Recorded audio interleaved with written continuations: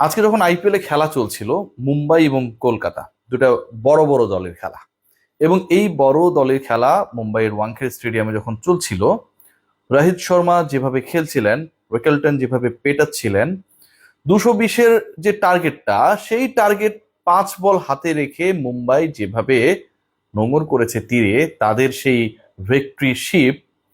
অপরদিকে একই সময়ে খেলা চলছিল করাচি আর লাহোরের, এবং সেই ম্যাচটায় ছিলেন যার থাকার কথা ছিল এই ম্যাচে, যার খেলার কথা ছিল এই ম্যাচে, যার বল করার কথা ছিল কলকাতার হয়ে, মুস্তাফিজুর রহমান।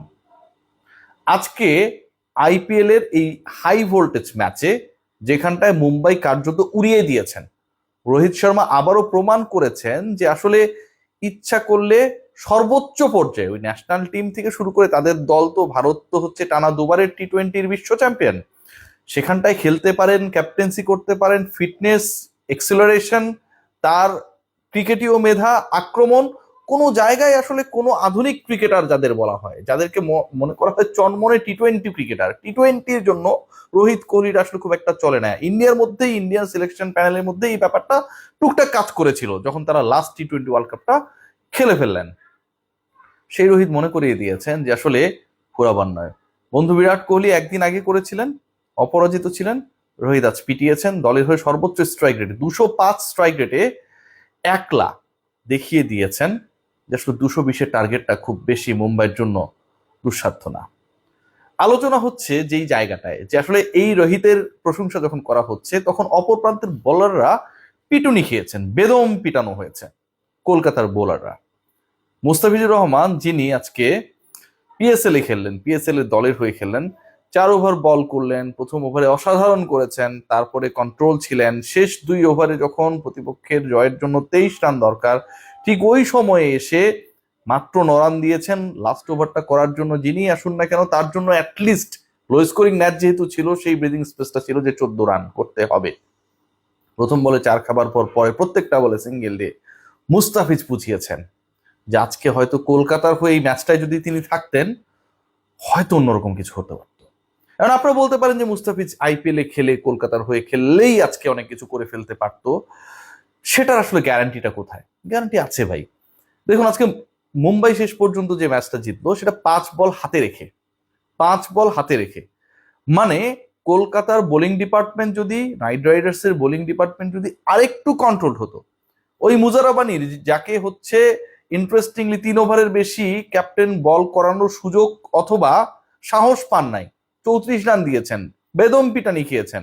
এবং একই সাথে যদি বৈভব আরোরার স্পেলটাও দেখি, সেটাও হচ্ছে ভয়ঙ্কর। 4 ওভারে দিয়েছেন 52 রান এবং ইকোনমি 13। এই মুজারাবানি, মানে ব্লেসিং মুজারাবানি এবং বৈভব অ্যারোরা, এই দুজন মিলে 7 ওভার যে করেছেন, মানে হচ্ছে 42টা বল যে করেছেন, এই 7 ওভারে তারা দিয়েছেন একজন 34 আর একজন 52, মানে 86 রান দিয়েছেন 7 ওভারের মধ্যেই। জয়ের যে টার্গেট ছিল, সেই টার্গেটে 40% রান এই 7 ওভার থেকেই অ্যাচিভ করেছে মুম্বাই ইন্ডিয়ান্স। মুজারাবানির জায়গায় আজকে হয় পাথিরানের থাকার কথা ছিল, অথবা ফিজের থাকার কথা ছিল। আর ফিজ বা পাথিরানা যদি থাকতেন, তাহলে হয়তো আজকের এই ম্যাচটার রেজাল্ট টোটালি ডিফারেন্ট হতো।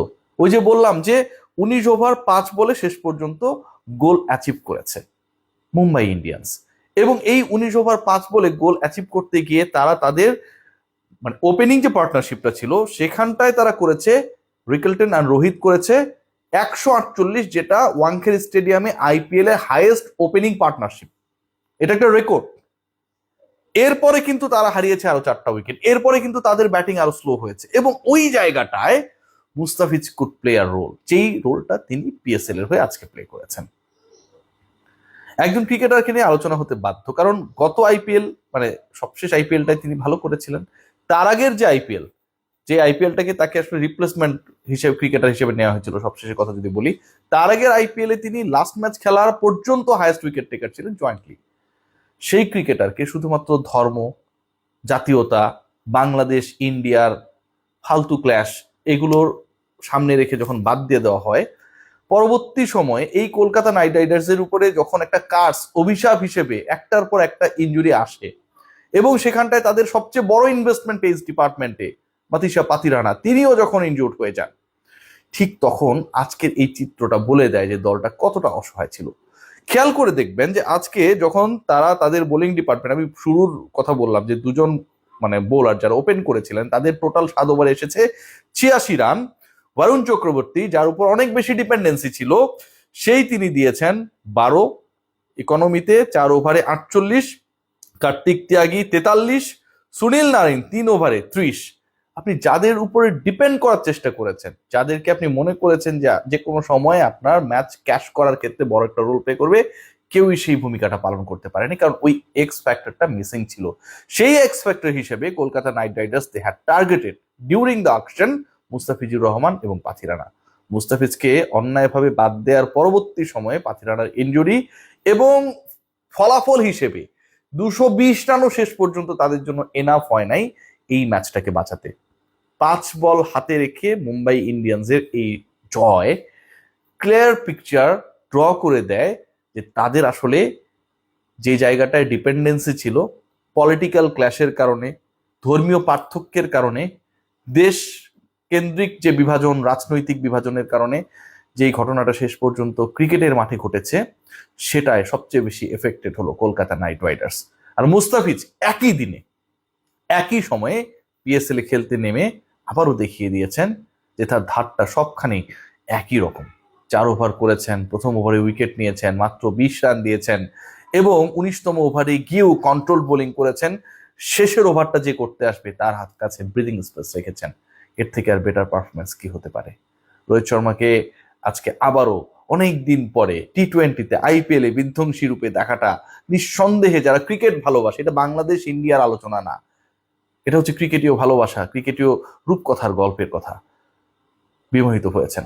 বিরাট কোহলিকে একদিন আগে, রোহিত শর্মাকে একদিন পরে এরকম বিধ্বংসী রূপে দেখা, দলকে জয়ের পথে, নেতৃত্ব দেওয়ার পথে দেখা, আমার কাছে মনে হয় সবার জন্য এটা দারুণ এক্সপেরিয়েন্স। সবাই ভালো থাকবেন, টেক গ্রেট কেয়ার।